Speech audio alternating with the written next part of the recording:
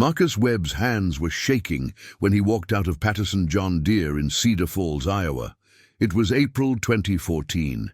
He'd just been denied credit for a used tractor, a 12-year-old 4430 listed at $28,000. He'd offered $8,000 down, asked to finance $20,000. Denied. Not because of bad credit. Marcus had no credit history at all. He was 28 years old, had worked construction for 6 years, saved $23,000 and wanted to start farming. Rented 240 acres from an old farmer willing to give him a chance. But banks wouldn't give him a chance. Too young. No farming history. No collateral beyond his pickup truck. Steve Patterson, the dealership owner, had been direct. "Marcus, you seem like a good kid, but you're too poor for credit. No assets, no track record, no co-signer. We can't help you. Maybe try buying something cheaper at an auction, or find a different career." Too poor for credit. Those 4 words burned into Marcus's mind as he drove his 2006 Silverado back to the small rental house he shared with his wife Amy and their infant daughter. He'd been excited that morning. Thought he'd buy the tractor, start farming, build something. Now he had nothing. No tractor, no credit, no options. That night, sitting at his kitchen table, Marcus told Amy, "Steve Patterson said I'm too poor for credit. Said I should find a different career." Amy, holding their 3-month-old daughter, said quietly, "What are you going to do?" Marcus looked at his wife. "I'm going to prove him wrong. I don't know how yet. But 10 years from now, I'm going to walk into that dealership and buy tractors with cash. Plural, multiple tractors, cash. And I'm going to make sure Steve Patterson remembers this day." Amy smiled. "Okay, let's do it." That conversation became Marcus's fuel for the next decade.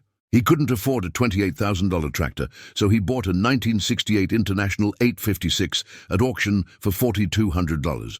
Old, worn, barely functional, but it ran. He spent 3 weeks and $800 rebuilding the hydraulics, replacing worn parts, making it farmable. He farmed his 240 rented acres with that 856 in 2014. Did everything himself. Planting, spraying, harvesting. Worked 16-hour days. Grossed $41,000 that first year. After rent and expenses, netted $8,400. Not enough to live on. So Marcus kept his construction job, worked construction 6 a.m. to 3 p.m. 5 days a week, farmed 4 p.m. until dark, farmed all day Saturday and Sunday. His wife Amy worked night shifts as a nurse 3 nights per week, slept 4 hours, watched their daughter during the day. They lived on her nursing income, $42,000 annually. Saved every penny Marcus made farming, every penny from construction overtime, every tax refund, every bonus. 2014, saved $11,200 2015, saved $40,800 2016, saved $18,400 by end of 2016. Marcus had $44,400 saved, used it to buy a second tractor, a 1974 John Deere 4430 for $11,800 at auction, rented another 160 acres, now farming 400 acres while working full-time construction. People thought he was insane, working 80-hour weeks, sleeping 5 hours a night. His daughter barely saw him. His wife managed everything at home. But Marcus had a goal: prove Steve Patterson wrong. 2017, netted $2,600 from farming, $8,200 from construction overtime, saved $28,100. 2018, netted $26,800 from farming, $9,400 from construction, saved $31,800. 2019, netted $31,200 from farming, $7,800 from construction, saved $35,400. By end of 2019, Marcus had $139,700 saved, bought 160 acres at auction for $2,840 per acre, $414,400 total, put down $139,700 cash, financed $314,700. Now he owned land. That changed everything. Banks saw him differently. He had collateral, he had equity, he had credibility.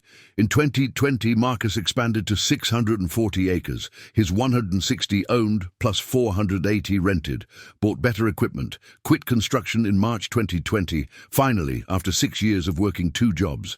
Now farming full-time, his income jumped. Netted $87,000 in 2020, saved $72,000 after living expenses. 2021 netted $104,000, saved $86,000. 2022 netted $118,000, saved $96,000. 2023 netted $142,000 due to strong grain prices, saved $118,000. By January 2024, Marcus had $511,000 saved. His 160 acres originally bought for $450,400 were now worth $720,000. His equity, $405,300 after paying loan down to $314,700. Total net worth, approximately $916,000. Marcus was 38 years old. 10 years earlier, he'd been rejected for a $20,000 loan. Now he had nearly $1 million in net worth. More importantly, he remembered his promise. 10 years from now, I'm going to walk into that dealership and buy tractors with cash. It was April 2024.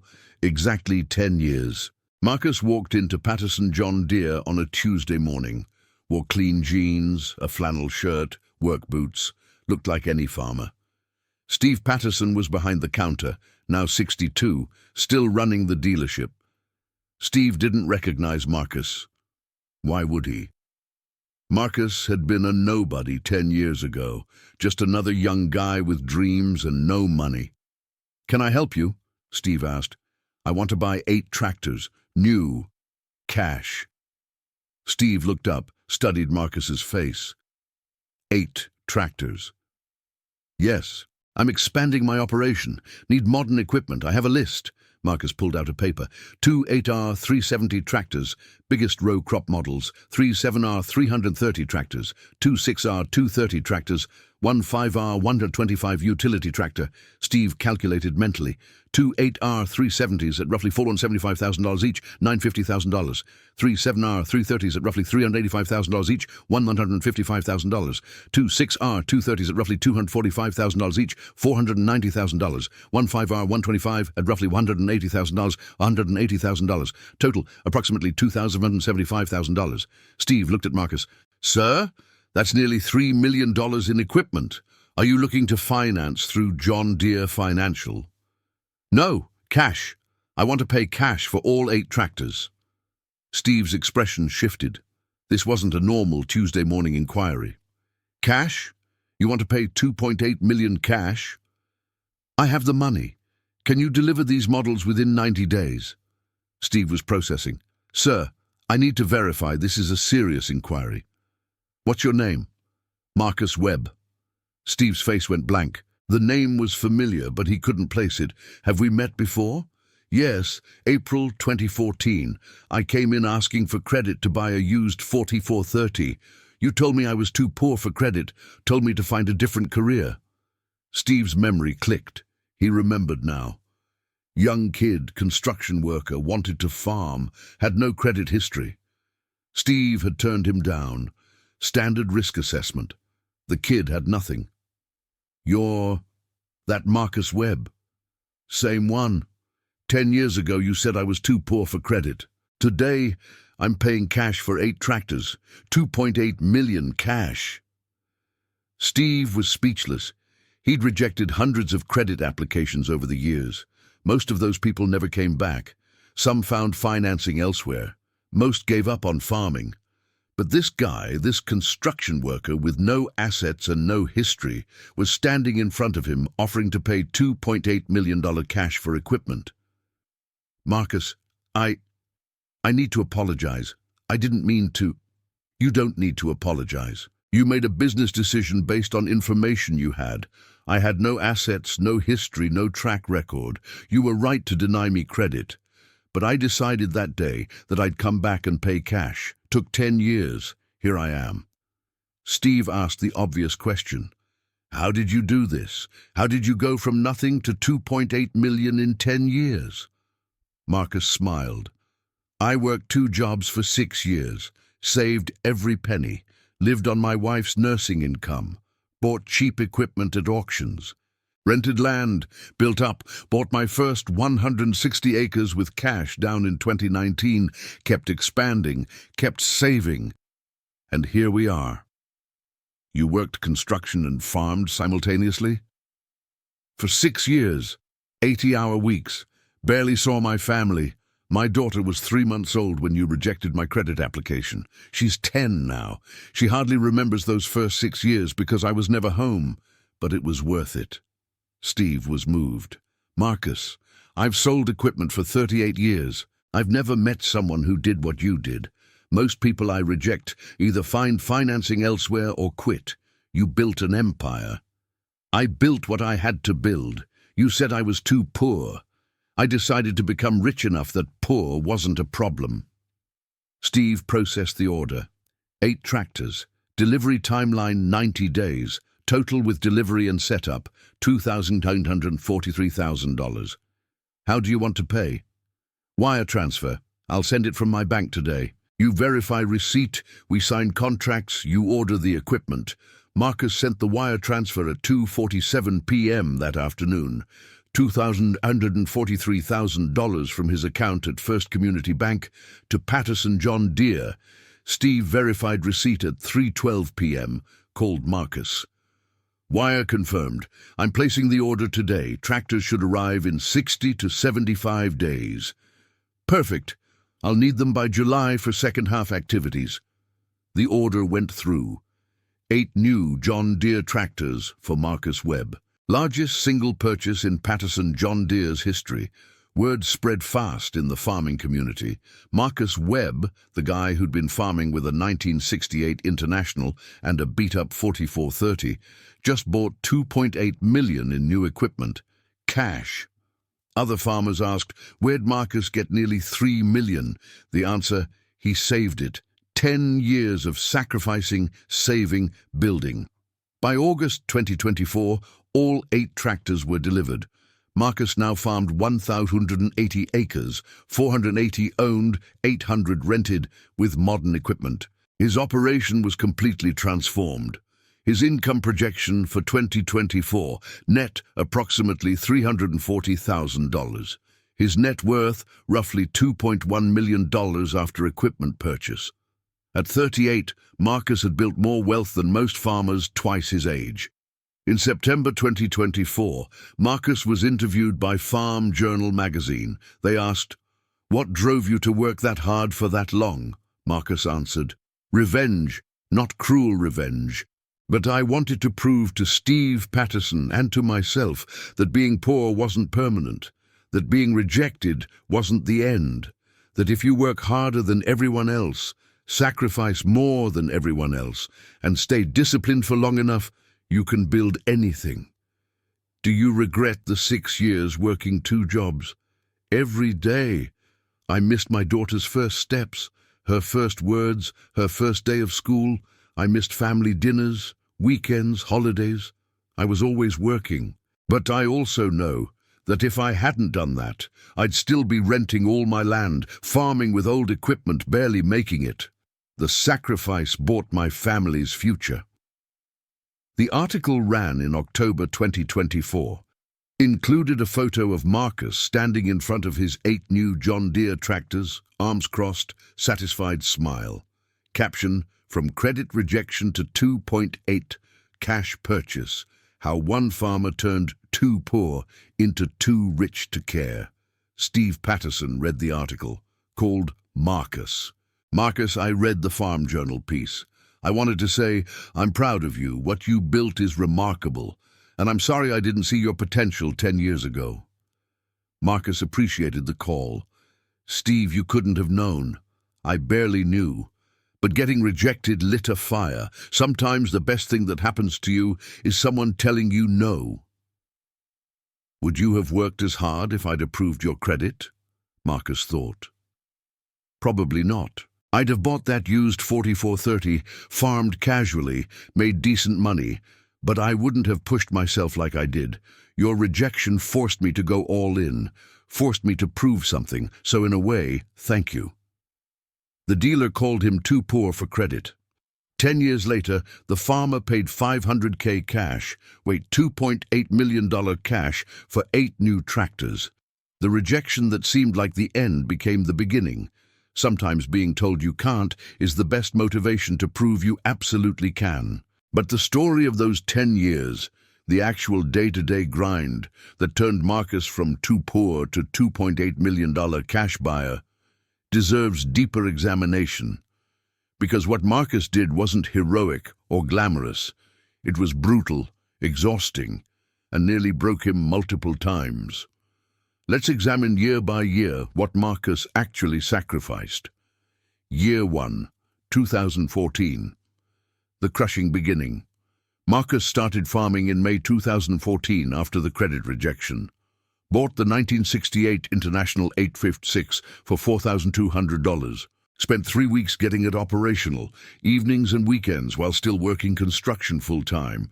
His schedule: wake 4:45 a.m., leave for construction site 5:30 a.m., work construction 6 a.m. to 3 p.m., drive to farm, work farm 4 p.m. to 9 p.m., home by 9:30 p.m., eat, sleep, repeat. Weekends: farm 6 a.m. to 8 p.m. Saturday and Sunday. Total work hours per week: construction 45 hours, farming 35 hours, total 80 hours. His daughter Mia was 3 months old. He saw her maybe 30 minutes per day. His wife, Amy, worked 3 12-hour night shifts per week as an ER nurse, slept 4 hours, cared for Mia during the day.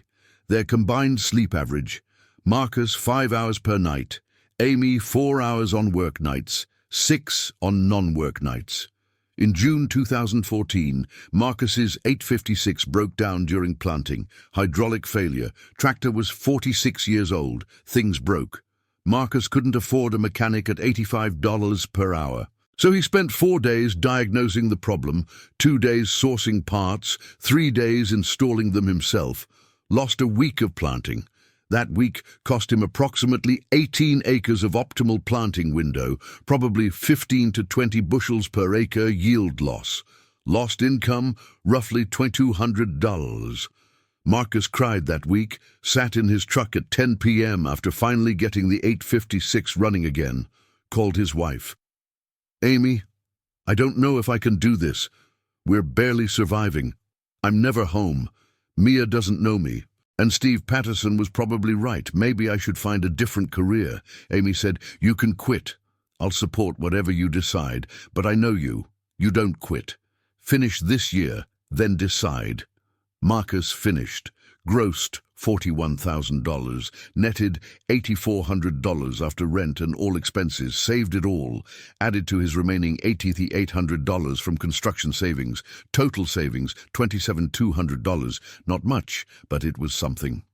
Year 2, 2015, the expansion gamble. Marcus rented an additional 160 acres in 2015. Now farming 400 acres with 1 tractor and borrowed equipment. His construction job gave him a $2,800 raise. His farming grossed $64,000, netted $14,800. Total saved $14,800 from farming plus $7,600 from construction overtime. Total $22,400. Running savings total $49,600. But 2015 was the year Marcus's marriage almost collapsed. In August, Amy confronted him. "Marcus, you've been home for dinner twice in 3 months. Mia asks where Daddy is every night. I tell her you're working, but she's 15 months old. She doesn't understand. She just knows you're gone, and I'm exhausted. Working nights, caring for a toddler during the day, sleeping 4 hours. I can't do this much longer." Marcus knew she was right. "What do you want me to do? Quit farming? Quit construction? We need both incomes to save." "I don't know what I want. I just know this isn't sustainable." They almost split that month, decided to try counseling. The counselor asked, "How long are you willing to live like this?" Marcus said, 5 more years. By 2020, I'll either have enough to farm full-time and quit construction, or I'll admit it's not working and quit farming." Amy agreed. 5 years, 2020. Then we re-evaluate. That deadline, 2020, became their light at the end of the tunnel. Year 3, 2016, the first major purchase. By end of 2015, Marcus had $49,600 saved. Corn prices were okay, 3.65s. He farmed 400 acres, grossed $68,200, netted $18,400. Construction overtime added $6,800. Total saved in 2016, $25,200. Running total, $74,800. In December 2016, a bankruptcy auction listed a 1974 John Deere 4430. Marcus attended. Tractor had 8,200 hours, needed minor work but solid. Bidding started at $6,000. Marcus bid $11,800, won it. Now he had 2 tractors, could farm more efficiently, could expand further if opportunity came. His neighbors noticed. Marcus bought a second tractor. He's serious about this farming thing. But they also noticed, Marcus looks terrible. He's lost 20 pounds. He's grey at 30, works himself to death. Marcus was aware he'd gone from 185 pounds to 164 pounds. He had stress headaches 3 times a week. His doctor warned him about blood pressure. Marcus ignored it. I'll rest in 2020. Year 4, 2017. The breaking point. In May 2017, Marcus's mother was diagnosed with cancer. Stage 3 ovarian, needed immediate treatment. Marcus's father had died in 2009. His mother had limited insurance, treatment costs, $84,000 over 2 years. Marcus had $74,800 saved.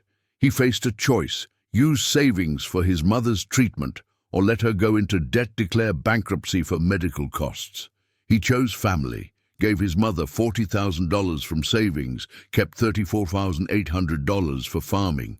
Amy supported it. She's your mother. We'll rebuild the savings. Marcus worked even harder, added 4th and 5th days of construction over time. Now working 85-90 hours per week, farming 400 acres, grossed 71,400, netted 22,600. Construction overtime 8,200, total saved 3,800. Running savings total 65,600 after the $40,000 medical gift.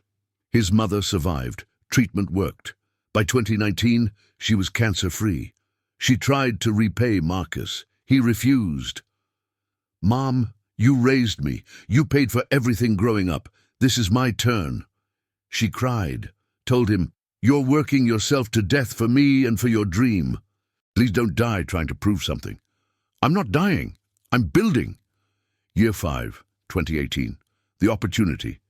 In 2018, an older farmer Marcus rented from, Herman Price, age 74, offered to sell Marcus 160 acres. Price, $2,140 per acre, $450,400 total, below market. Herman wanted Marcus to have it because you work harder than anyone I've ever seen. Marcus had $65,600 saved, needed $454,400. Even if he put all his savings down, he'd need to finance $389,000. Banks might not approve that. But Marcus applied. His loan officer looked at his history. Construction job for 7 years, farming for 4 years, consistent income, 0 debt, $65,600 savings, purchasing land below market value, approved. $454,400 loan, $65,600 down finance, $388,800 at 5.2% over 20 years. Monthly payment, $2,620, high payment. But owning land changed everything. Banks would lend to landowners. Equipment dealers would extend credit to landowners. Marcus had collateral. He bought the 160 acres in November 2018, now owned land. His farming operation netted $26,800 in 2018. Construction $9,400. Total saved $36,200, but went to pay down other costs, so running savings remained low. But his equity in land was building. That mattered more than cash. Year 6.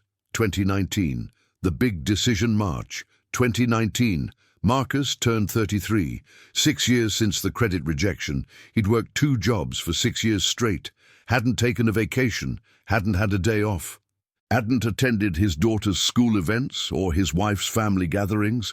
His daughter Mia was 5, starting kindergarten. Marcus attended orientation, sat in tiny chairs, listened to teacher explain the schedule. Realized he'd miss everything. Construction until 3 p.m., farming until 9 p.m. He'd never see school events, never help with homework, never attend parent-teacher conferences. He told Amy, "I can't keep doing this. I'm missing everything. Mia won't remember me as her father. She'll remember me as the ghost who lived in our house but was never there." Amy said, "Then quit construction, farm full-time. We'll live on less money. I've got a land payment now, $2,600 a month, plus operating costs, plus living expenses.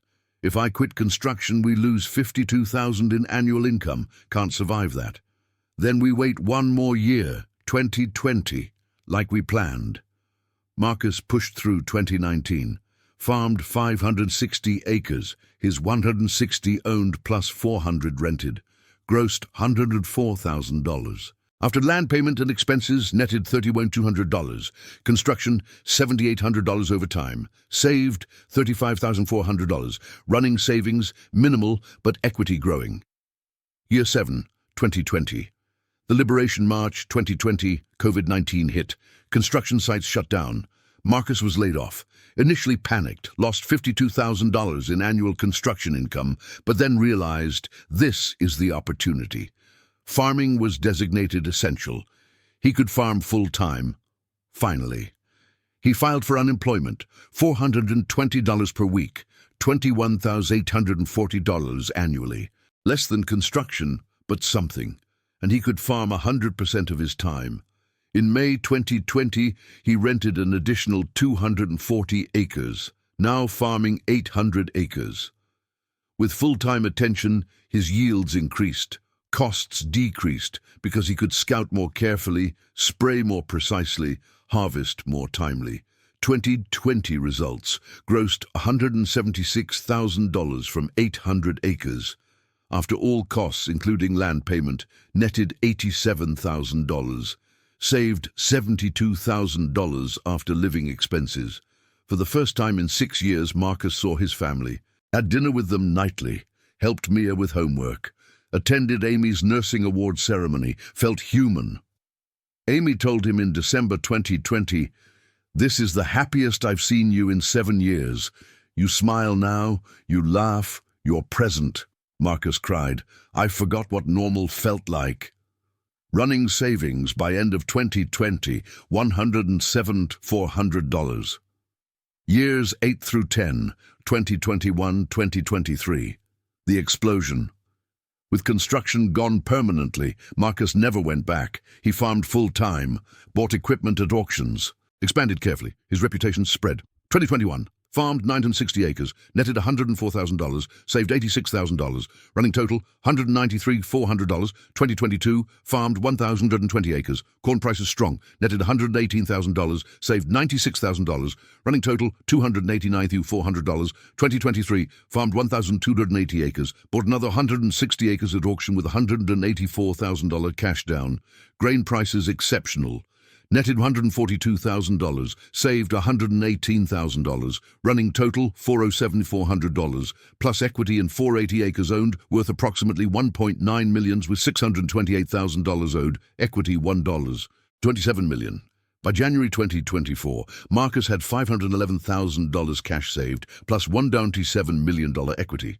Total, $178 million net worth at age 38.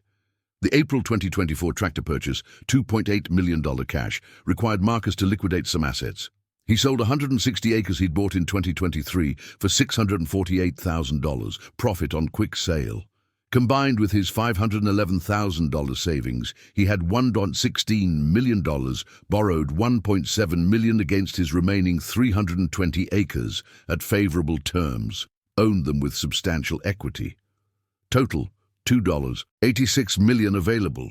Bought 8 tractors for $284 million, kept $20,000 reserve.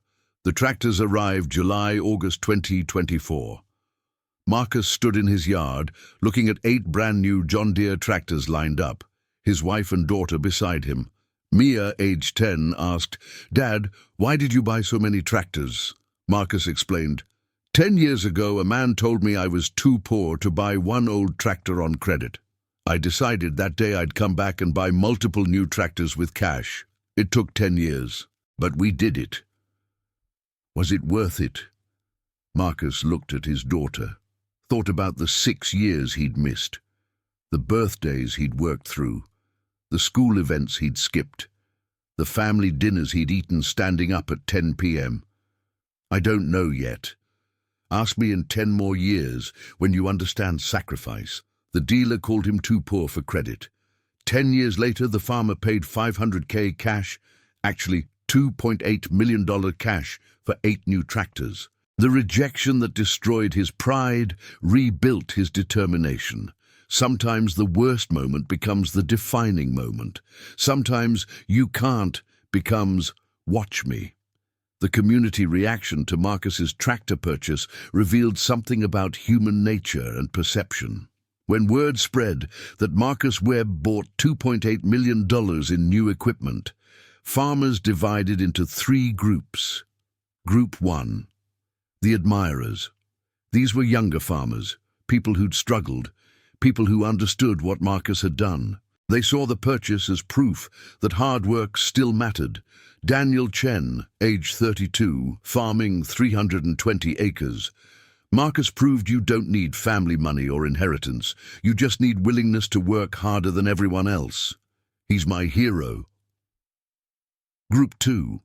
The skeptics. These were older farmers who couldn't believe the story. They assumed Marcus had inherited money, won the lottery, or made money illegally.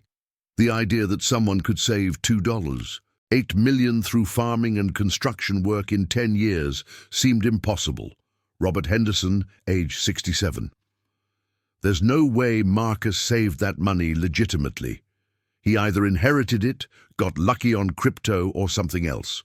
Nobody works their way to $3 million in 10 years. Group 3. The jealous.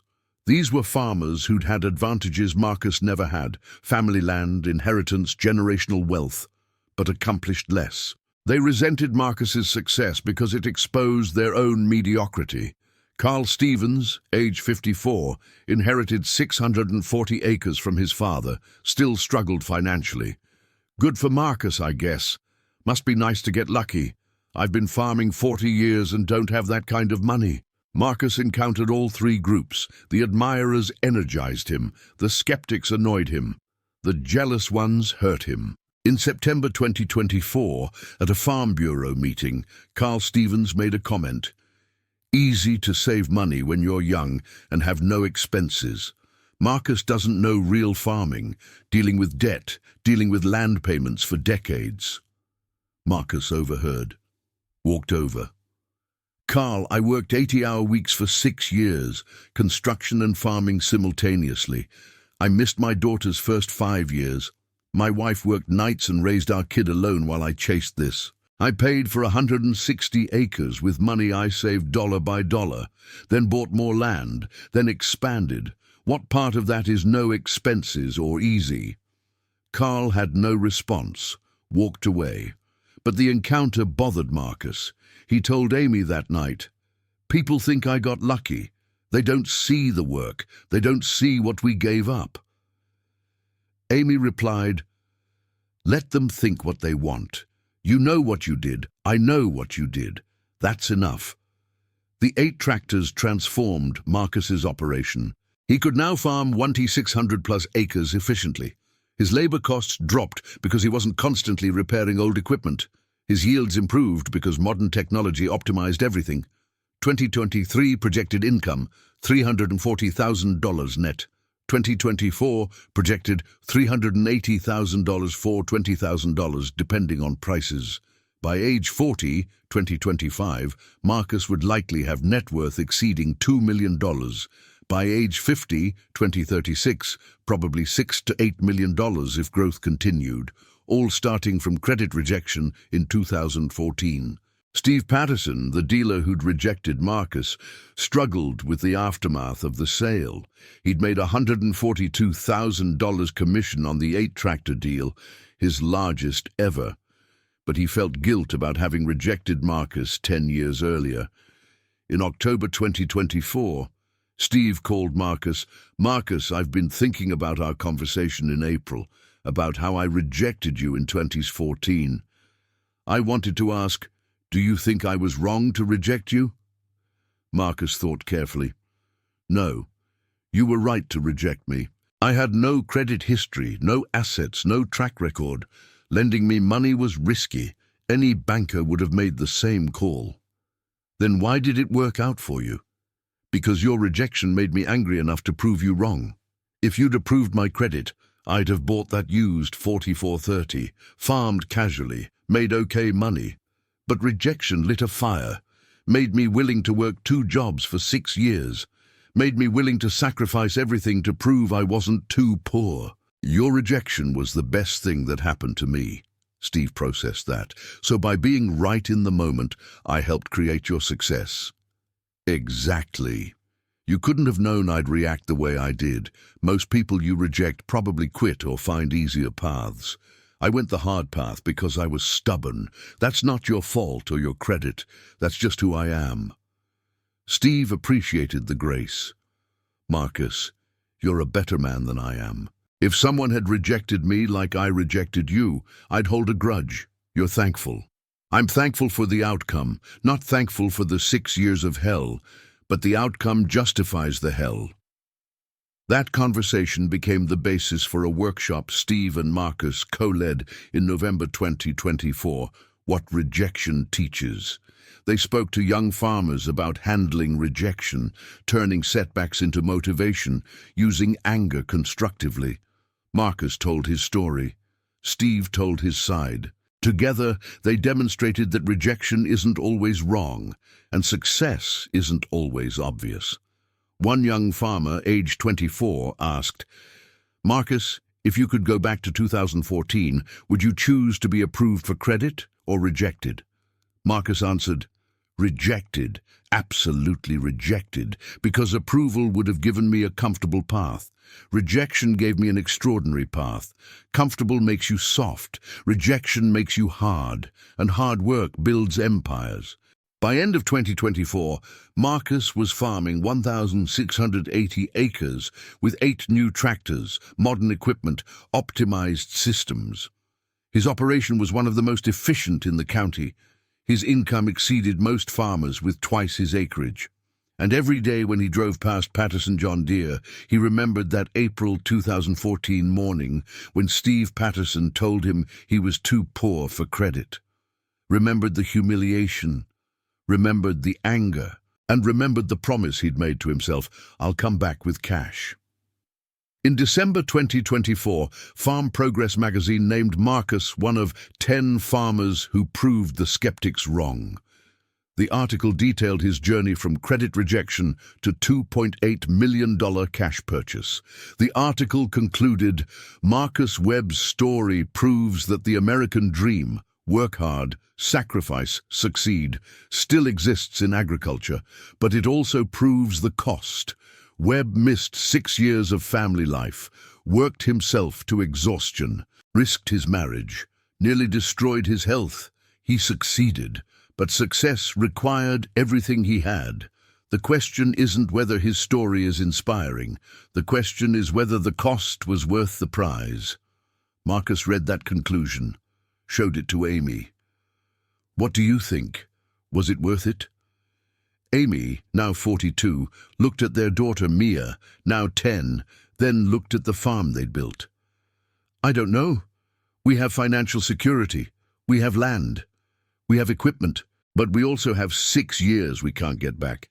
Mia's first 6 years, your 30s, my 30s, those are gone. So, was it worth it? Financially, yes. Emotionally, I'm still deciding. Marcus nodded. That's fair. Mia, listening, said, Dad, I don't remember you being gone. I just remember you coming home, and now you're always here. So I think it was worth it. Marcus hugged his daughter. Maybe she was right. Maybe the sacrifice justified the outcome. Maybe proving Steve Patterson wrong justified missing 6 years. Or maybe not. Maybe both things were true, success and regret, pride and loss, winning and paying too much. The dealer called him too poor for credit. 10 years later, the farmer paid $500K cash. No, $2.8 million cash for 8 new tractors. The rejection that seemed like the end became the beginning. The humiliation became motivation. The no became, watch me do it anyway. Sometimes the worst thing that happens is the best thing that happens. Sometimes being told you're too poor is exactly what you need to hear to become too rich to care. And sometimes years later, standing in front of 8 brand new tractors worth nearly $3 million, you realize that proving people wrong cost everything but gave everything. Marcus Webb proved Steve Patterson wrong. But the real question is, who won? The farmer who sacrificed 6 years to buy tractors with cash, or the dealer who made $142,000 commission on the sale? Or maybe they both won and both lost, and that's the truth about ambition. It costs everything and gives everything, and you never quite know if the trade was worth it. But Marcus made the trade, lived with it, built from it, and 10 years after being called too poor, owned an empire. That's success. Even if success sometimes tastes like regret.